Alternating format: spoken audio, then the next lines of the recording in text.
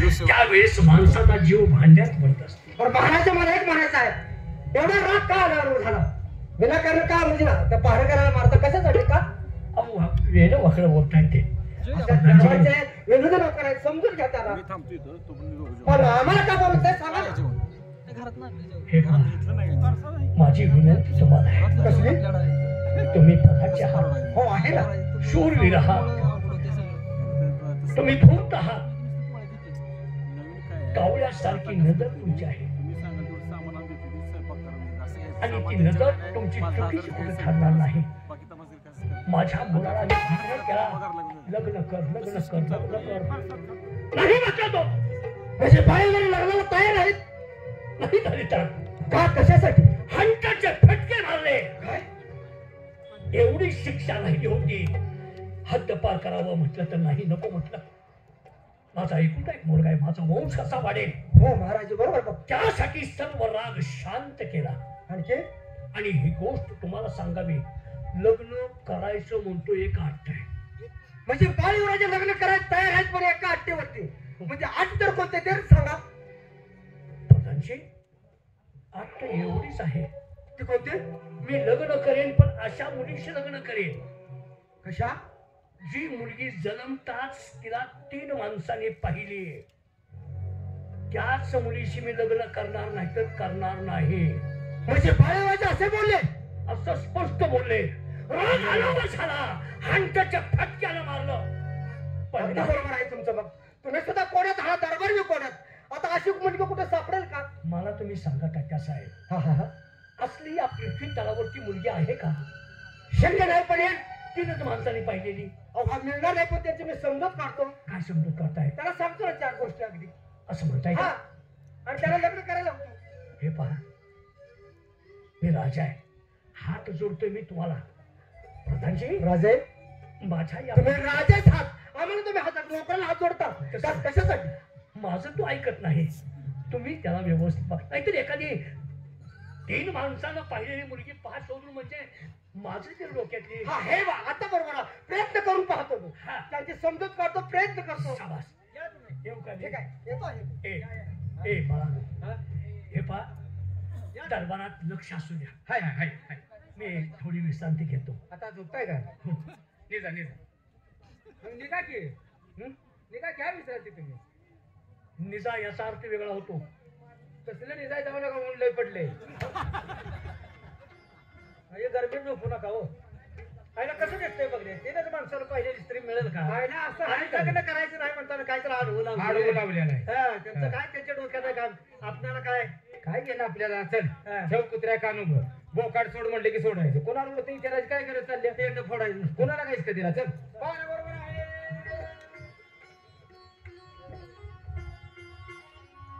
बाळूराजाने हे आट घातलेले आहे पण त्याची समजूत काढली पाहिजे. अजून वय लहान आहे. अरबल आहेत ते ना समज आहेत. त्यांना जर 4 शहाणपणाच्या गोष्टी सांगून लग्नाला तयार केलं पाहिजे. बाळूराजे हे काय करून बसला तुम्ही? म्हणजे कसली आट घातली तुम्ही? जगात फक्त 3 माणसांनी पाहिली स्त्रीची तुम्ही लग्न करणार? हो. नाहीतर अविवाद. कारण बाबासाहेबांनी ज्यावेळी आमच्या अंगावरचे हंड्रेडचे फटके मारले त्यावेळी आम्ही आमचा निर्णय बदलला आणि सांगितलं आम्ही लग्नास तयार आहे. पण माझी अट आहे की फक्त 3च लोकांनी पाहिलेल्या स्त्रीशीच मी लग्न करणार. बाळूराजे बोलणं सोपं असतं करणं फार कठीण असतं. त्यासाठी फार म्हणजे मोठ्या समस्याला आपल्या पुढे काही तात्यासाहेब या जगामध्ये असं अशक्य काही नाही. फक्त माणसानं प्रयत्नशील राहिलं पाहिजे. प्रयत्न केल्यानंतर सगळ्या गोष्टी साध्य होतात. म्हणजे तुम्हाला असं म्हणायचं शोधल म्हणजे सापडेल. शोधा म्हणजे सापडे. अरे वा. मग बाळूराजे याच्यासाठी एक करावं लागेल. हे राज्य सोडावं लागेल. जंगलातून भटकत फिरावं लागेल. मग त्याचा शोध लागेल. हे तुमच्या ताकद आहे तेवढी? म्हणजे त्या मुलीचा शोध घेण्यासाठी आपण निघणार आहात? मग नाही का तर मग? पण तात्यासाहेब माझा तुमच्यावरती विश्वास नाही. मलाही तुमच्या सोबत यायचं आहे. अरे वा. बाळूराजे मग तर तुझा साखरपट्टी म्हणायचे. ठीक आहे म्हणजे तुमची तयारी आहे? हो माझी तयारी आहे. असं ना? याच पावली निघायचं आता. चला चांगल्या कामाला वेळ कशाला. असं ना? चला ताबडतोब.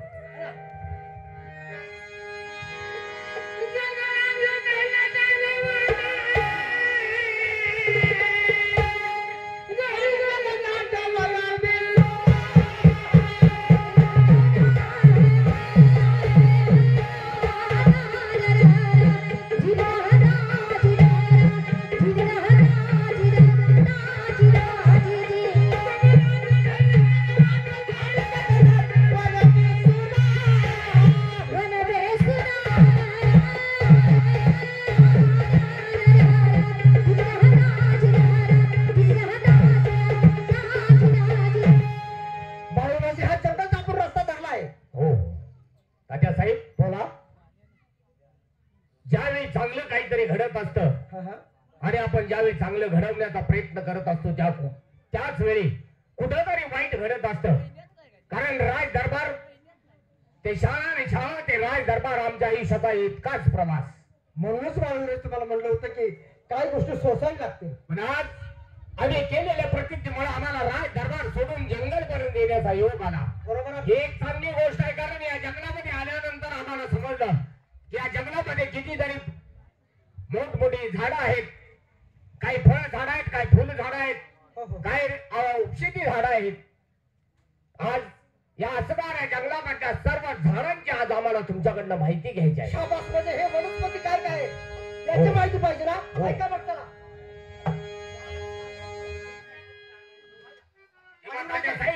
आपण या घनदाट जंगलात आलोय. मला तुम्हाला विचारायचं आहे, विचारा. हे असणार आवा ढबे झाड मोठ्या पानाचं आहे कशाचं? ते वडाच आहे. आणि त्याच्या बाजूला असणार तो पिंपळ आहे.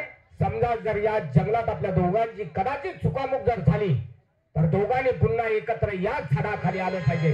हेही आपल्याकडे एखादी खोड असायला हवी. याच झाडापासून आपण माहिती घ्यायला सुरुवात करू. चला ताबडतोब.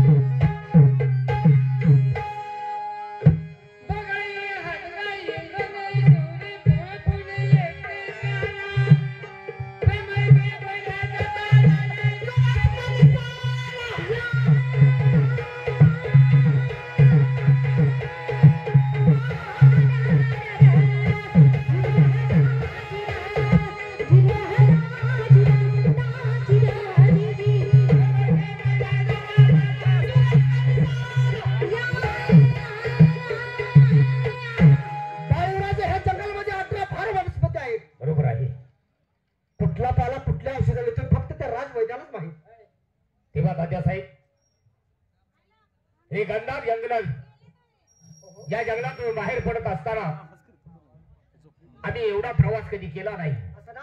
तेव्हा पण माझे हे नाही चैत्र मास उन्हाळ्याची ऊन आहे. आणखी काही वनस्पती तुम्हाला माहिती असेल तर तेही सांगतो. असं हा सांगा. फाल्गुन मासिक उन्हाळ्याचं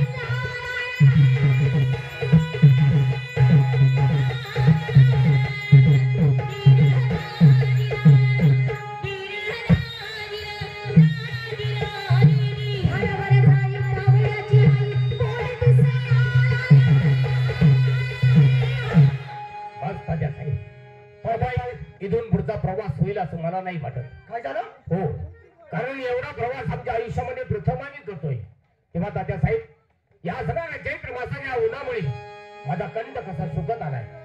माझी तुम्हाला विनंती आहे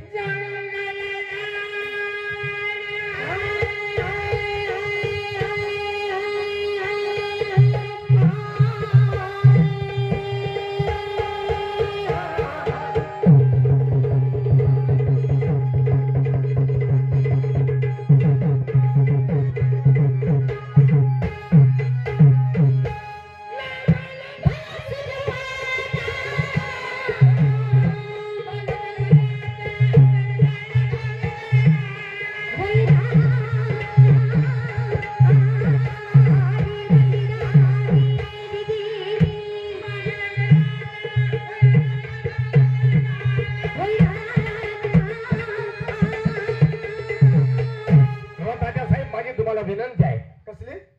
आमच्यासाठी थोडं पाणी भेटते का पहा. कारण थोडी पाणी पिऊ आणि थोडी विश्रांती घेतल्यानंतर राहिलेला प्रवास आपण करू.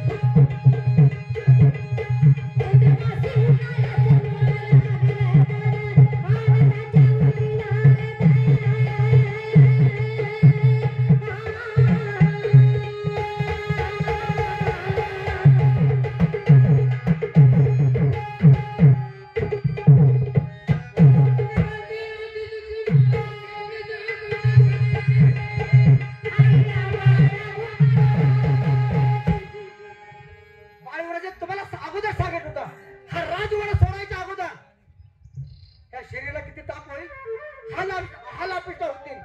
पण आता काय म्हणताय मला ताण लागली. तात्यासाहेब टाकीचे घाव सोसल्याशिवाय देव पण येत नसतं. ठेच लागल्याशिवाय माणसाला कळ काय हे कळत नसतं.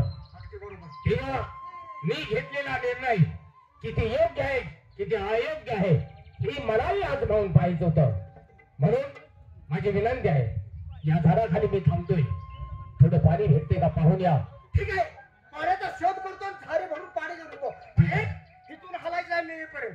तात्यासाहेब मी तुम्हाला शब्द देतोय, एखाद्या चातकाप्रमाणे या ठिकाणी मी तुमची आतुरतेने वाट पाहिजे. असं ना थांबायचं.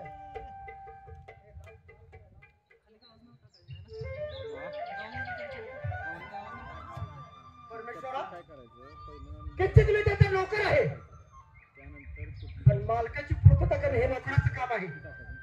कारण दरबारात मोठ्या तोंडाने बोलला हे मी शोध करीन तेव्हाच पडता येईल. पण आता पाणी कुठे सापडेल? हे अरण्य आहे, तू कुठं पाण्याचा शोध घ्यायचा? असं पुढे चालत गेलं पाहिजे, कुठे ना कुठेतरी पाणी सापडेल, आपण पुढे असं गेलं पाहिजे.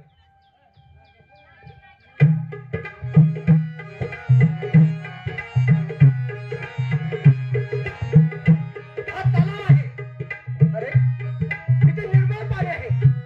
हे झाडी भरून देतो आणि महाराजांना नेऊन देतो, त्यांचा आत्मा शांत होईल.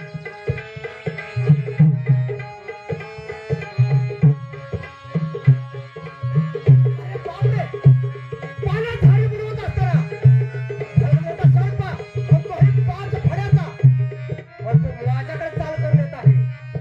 आपण सावध झालं पाहिजे आणि त्याचा वध केला पाहिजे. शांत.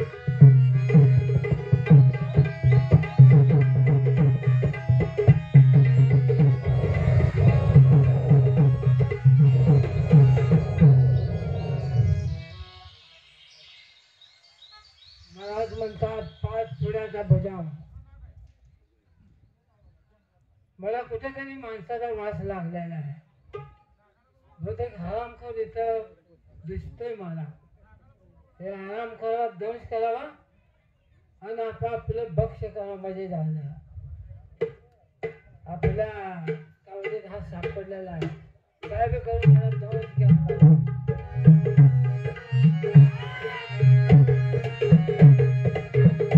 माझ्याकडे चाल करून येत आहे. एक, दोन.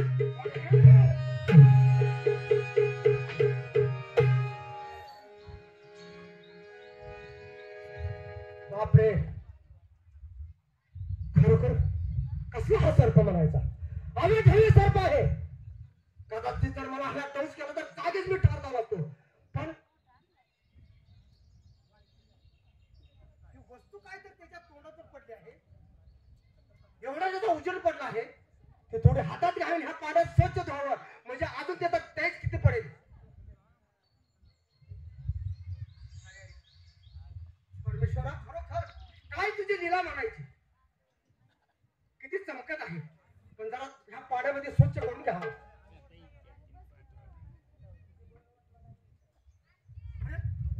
ह्या पाण्यात ह्या वस्तूचा स्पर्श झाल्याबरोबर हा मला रस्ता दिसतोय. हा रस्ता कुठपर्यंत जातो तिथपर्यंत आपण जायचं. ह्या पाऊलीच गेलं पाहिजे.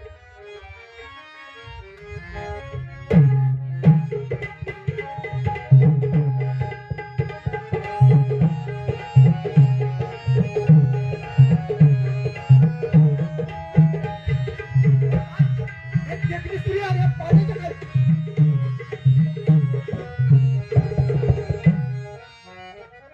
अगं बाई, तुम्ही कोण आणि इथं कसं काय आला? हे कोण इथं कसं काय आलं? पण पण तुम्ही इथं कसे काय? ते मला म्हणायचं नाही. मग तुम्ही कसा आला आणि इथं कशासाठी आला मला काही घेणं नाही. पण तुम्ही आलाय तसं माघारी जावं. मी आलाय तसं परत जावं. माघारी पण मला कशाची भीती आहे सांगा ना. मी कोणाचं काय, मी गुन्हेगार आहे का? जावं. तसं नाही. मग माझे वडील जर इथं आले ना, तुम्हाला खलास केल्याशिवाय राहणार नाही. तुम्ही इथं थांबू नका, तुम्ही जावा. तुमचे वडील इथं आले तर माझा खून करतील. तुमचा खून करतील हो. पण त्याचं माझं काही वडील नाही. माझा खून कशासाठी करतील? अहो तसं नाही. माझा वडील, अहो त्याला जरी बघितलं आणि त्याचं नाव जर ऐकलं तर माणूस थरथर कापतोय. काय सांगता? हो. मग कोण आहे तुमचे वडील ते तर सांगा मला. कळू दे थोडक्यात. कोण आहे तुम्हाला ऐकायचं आहे? हा हा. माझा वडील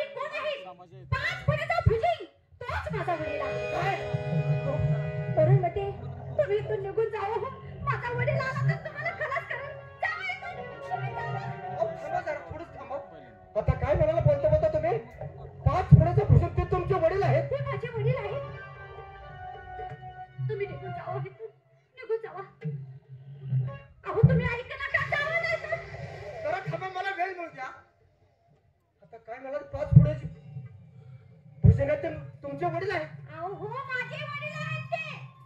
बाई आता काय सांगू, कुठल्या तोंडावर सांगू तुम्हाला? म्हणजे काय झालं काय? काय झालं? अहो तुमच्या वडिलाचा माझ्या हातून खून झाला आहे.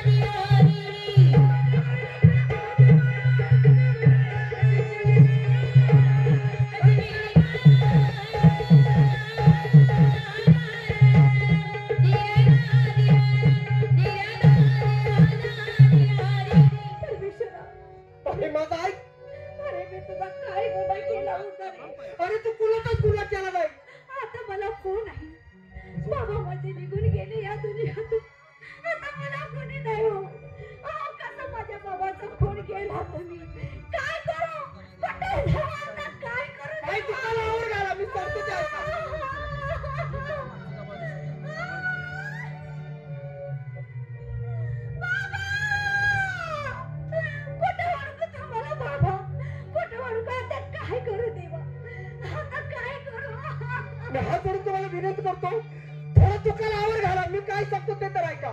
तुमच्या वडिलाचा खून केला ते काय माझे दुश्मन नव्हते, पण माझ्या ज्यावेळी अंगावर येताना माझा प्राण वाचवण्यासाठी मी त्याचा खून केला. पण एक तुम्हाला वचन देतो, आजपासून मी तुम्हाला माझी मुलगी मानतो. तुमचं नाव आज लक्ष्मी ठेवतो. कसं सांगू तुम्हाला? नाही, माझ्या बाबाशिवाय माझं जगणं नाही हो. काय म्हणजे बाबाशिवाय तुमच्या जगात कोणीच नाही? कोणी नाही. या दुनियात काय चालतंय हे सुद्धा मला माहित नाही हो. म्हणजे ह्या बाहेरच्या जगात काय चालते याची तुम्हाला कल्पना अजिबात नाही? नाही. मग मला एक विचारायचं आहे, जन्म झाल्यापासून तुम्हाला किती माणसांनी पाहिली ते सांगा. जन्म झाल्याचं हा अहो किती माणसाने पाहिली. जन्म देतील माझी आई, जन्म देणारी तुमची आई, दुसरा म्हणजे माझा वडील, आणि तिसरा म्हणजे तुम्ही मला पाहिलं आहे. ह्याशिवाय मला कोणी पाहिलं नाही. काय करू देवा, कुठं जाऊन मी काय शांत व्हा, शांत व्हा.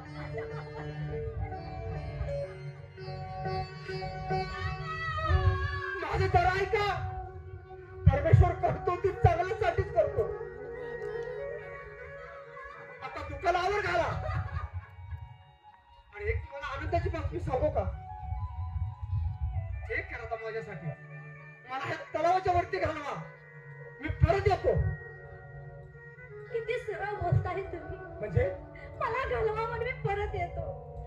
तुमचा विश्वास कसा ठेवू विश्वास मी? ते बरोबर आहे. अरे कुठच्या प्रकार माझ्यावर कसा विश्वास ठेवायचा? पण एक सांगतो, त्या परमेश्वराची शपथ घेऊन सांगतो, मी जातून परत येतो. माझ्या फक्त एवढंच उपकार करा, या पाण्याच्या बाहेर मला सोडा. असं जातो, गेल्या पावली परत येतो. माझी विनंती आहे तुम्हाला, कसली? मला कोणी नाही हो.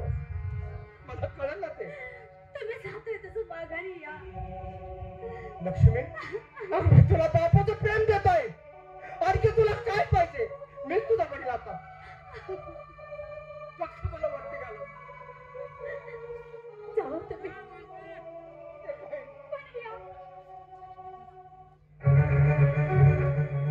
परमेश्वरा, आता तोच माझा पाठीराख आहे. आता हा तर माणूस म्हटलाय मी बागाने येतो तेव्हा तो गेलाय तसा त्याला परत आण. नाहीतर मला कोणी नाही रे परमेश्वरा, कोणी नाही. काही नाही, तिची वाट बघत आपण इथं थांबावं म्हणजे चालू.